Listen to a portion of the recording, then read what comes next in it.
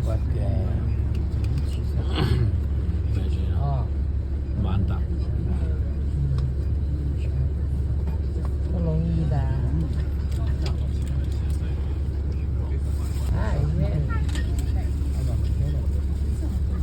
市中心就係市中心啦，而家8點幾仲係有人嘅。6點半以後早餐，6點半以後28樓早餐，行李放到1樓來先，不然電梯。今晚呢間萬達啊，幾靚！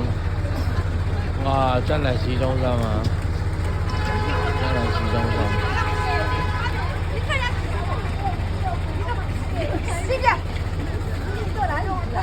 这回呀，这还1米就你进去了。啊，哇！